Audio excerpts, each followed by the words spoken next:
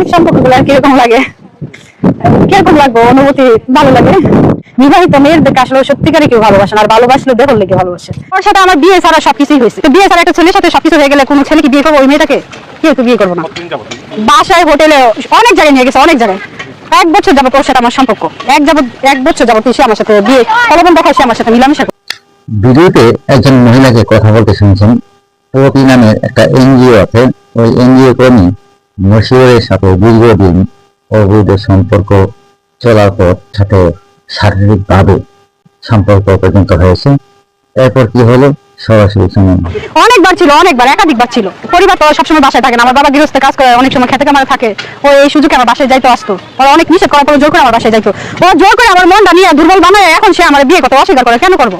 অনেক জায়গায়, আমি কয়টা জায়গার নাম বলবো, মাইনাসিং, নেত্রকোনা, মোহনগঞ্জ, ফুলবাড়ি, অনেক জায়গাতে সে আমার সাথে ছিল। আমার তো, হ্যাঁ, আমার তো অসুবিধা না। ও যদি আমাকে বিয়ে করে আমি তো আরো খুশি, কারণ আমি আমার ভালোবাসা সাকসেস হইব অবশেষে। না ভাই, তাহলে বাকি ভিডিওটি একদম নিয়ে যাবো। না, আমি সত্যি সাথা জানি না, পিছলা আমার মোবাইল গেলার মধ্যে শব্দ বলে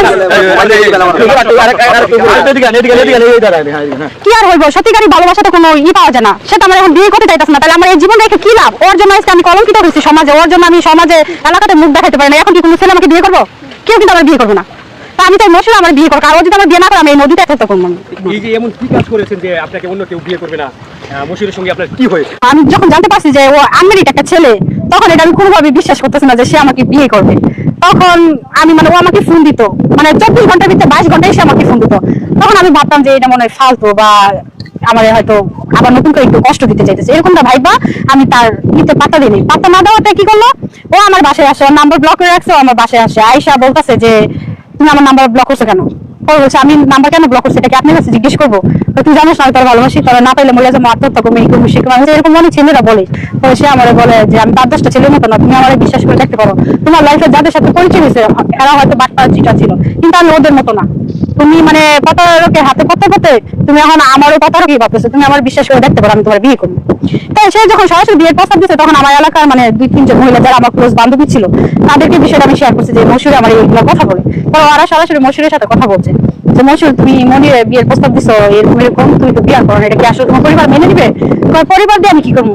আমার পছন্দ যেখানে, আমি তো ওখানেই আমি লাইফ লিড করবো, পরিবার তো এখানে কিছু যায় আসে না। তারপর বলছে আচ্ছা ঠিক আছে, তা তোমার পরিবারের নাম্বার দাও, কথা বলো। দিব, সময় হোক, সময় সুযোগে দিব। যেহেতু আমার একটা বোন আছে, কাবিন হয়েছে, এখন বোনার উঠায় দেয় না, আর না তো ওই বোনের সমস্যা হতে পারে। ও ওর মতো গুছায় নিয়ে আমার এইভাবেই তারপর আমাকে দুর্বলতা করছে। তারপরে সে আমার বলছে দেখো, ভালোবাসার মধ্যে তো কোনো বাধা থাকে না। হ্যাঁ, তোমাকে আমি বিয়ে করবো, তুমি আমার হাতটা ধরলেই ক্ষতি কি? তোমার তো আর অন্য কারো কাছে আমি দিতেছি না। এইভাবে সে মূলত আমাকে, আর আমিও মূলত তাকে অনেক বিশ্বাস করে ফেলাইছিলাম, বুঝছেন? তো আমি চাই আমার সাথে যে ঘটনাটা করছে, এরকম যেন আর কোনো মেয়ে যেন এরকম চক্রে যেন না পড়ে, আর এরকম ফাঁদে যেন না পড়ে।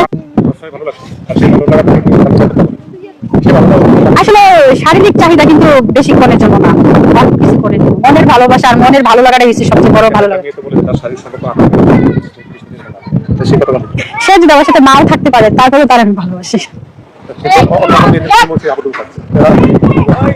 ও যদি অন্য মেয়েদের সাথে হাবুডুবু খায়া থাকে তো খাক, সমস্যা নাই, তারপর আমি তাকে ভালোবাসি। আমার এই হৃদয়ের ভিতরে মশুরের নাম ছাড়া আর কারো নাম উঠবে না, শেষ। মশুর আমার ফার্স্ট, মশুরই আমার লাস্ট। আর এনে হয় মোর মন নয়তো বাঁচি, এটাই আমার টার্গেট।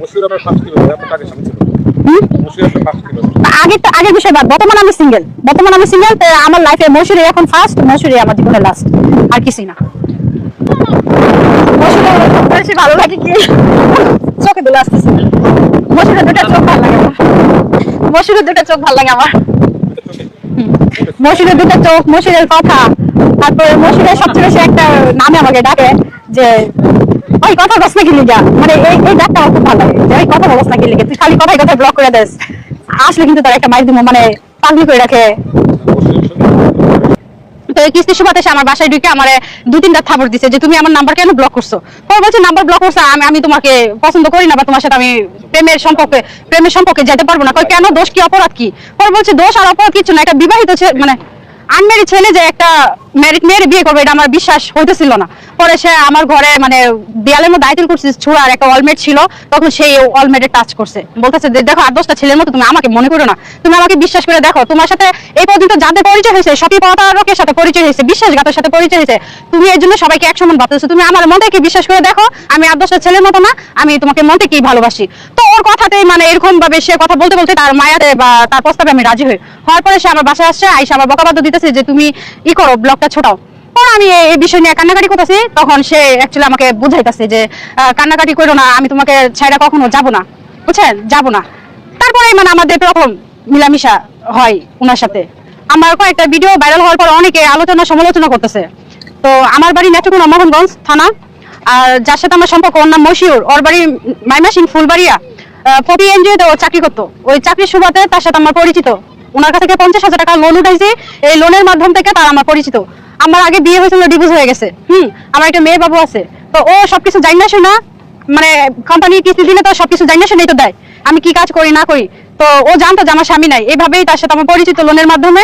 তখন সে আমাকে বিয়ের প্রতারণা মানে বিয়ের প্রলোভনা দেখাইছে যে তোমাকে আমি বিয়ে করবো, তুমি কি বিয়ে বসবে নাকি আমার কাছে। আমি বলছি যে আপনি কি বিয়ে করছেন, তখন বলে যে না আমি তো বিয়ে করি নাই, আমি তো বিয়ে করি নাই। পরে বলছি যে আপনি বিয়ে করেন নাই, তো আমি তো একটা ম্যারিড মেয়ে, এটাকে আপনার পরিবারকে আদৌ কি মেনে নিবে।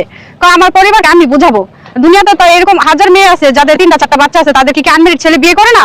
তখন তার কথা শুনে মানে আমার একটু মানে ভালো লাগলো, হইতেছে তো এরকম অনেক। তারপরে তো এভাবে তার সাথে আমার একটা সম্পর্কটা আগায় যায়, কিন্তু আমি তার প্রথমে প্রস্তাবে রাজি ছিলাম না। সে আমাকে রাজি করার জন্য, একটা ছেলে যা অবলম্ব কৌশল করার জন্য প্রত্যেকটি কৌশল আমার সাথে সে ব্যবহার করছে। মানে আমার এমন ভাবে সে শাসন করতো, একটা ঘরের স্বামী যেভাবে একটা মেয়ের শাসন করে রাখে ওইভাবে সে আমার শাসন করতো। আর ওর এলাকার আশেপাশে অনেক তাকে বুঝাইছে যে এই মেয়েটার কিন্তু বিয়ে হয়েছে, বাচ্চা আছে, তুমি যে মেয়েটা যে বিয়ের প্রলোভনা দেখাচ্ছ, এটা কি তুমি রিয়েল লাইফ করতে চাচ্ছ নাকি কয়েকদিন ব্যবহার করে আবার ছাইড়া দিবা। তখন সে আল্লাহর কসম কাটলো, মসজিদ মাদ্রাসার বহু কিছু সে বলছে। বলার পরে তারপরে আমার একটা আস্থা বিশ্বাস, এবং সে আমার একটা বিশ্বাস অর্জন করছে। করার পরে তারপর আমার কিরকম জানি একটা আনইজি লাগছিল তার প্রতি, তারপর তার নাম্বার আমি ব্লক করে দিই। ব্লক করার পরে সে আমার বাসায় আসে কিস্তির উসিলা, আর আমি যে জায়গায় থাকি ওই জায়গাটা হচ্ছে তার পুরোটা কেন্দ্র। কারণ সে যদি আসে এলাকার কেউ তাকে মাইন্ড করে না, যেহেতু সে প্রতিদিনে কিস্তি নেয়, আদান প্রদান করে, এর জন্য তাকে কেউ মাইন্ড করে না, বুঝছেন। আচ্ছা, এরপরে আপনাকে আসলে কি কি প্রভাব দেখিয়েছিল, তারপরে এই যে ঘটনাটা বলেন প্রথম আপনার সাথে সে কি যেতে আপনার সাথে প্রথম সে মিলামেশা বলছে যে বিয়ে করবো না দেখাই তো সে আমি আমার ঘরে ঢুকছে, ঢুকার পরেই তো সে আমাকে বুঝাচ্ছে যে 8-10টা ছেলের মতো আমি না, তুমি আমাকে বিশ্বাস করে দেখতে পারো। হ্যাঁ, লাইফে তো অনেকের ঘটনা ঘটে, তুমি তো লাইফে ভুল মানুষের সাথে জড়াইছিলা, হয়তো এখন সঠিক মানুষটাও তোমার কাছে ভুল মনে হচ্ছে। তো ও আমার এইভাবে বুঝাইবার পরে মানে আমার ঘরের মধ্যে এইভাবেই মানে অ্যাকচুয়ালি তার সাথে আমার একটা সম্পর্ক হয়ে যায়। হওয়ার পরে সে আমার একাধিক ভাবে মানে সে আমাকে যেহেতু আমার সাথে মিলামিশা করছে, তখন আমিও তার প্রতি মানে একটা মায়া মহব্বত সৃষ্টি হয়ে গেছে, বা তার প্রতি আমিও দুর্বল হয়ে গেছি। দুর্বল হওয়ার পরে সে আমাকে নিয়ে বিভিন্ন জায়গায় গেছে, যেমন আমার এলাকাতে অনেকটি জায়গাতে ঘুরতে গেছে। তারপরে মাইমাসিং গাঙ্গিনাপাড়ার তাজমহল ওখানে হোটেল আছে, ওখানে আমার নিয়ে গেছে, মার্কেটের কথা বলে নিয়ে যায়। একাধিক ভাবে সে আমার সাথে মিলামিশা।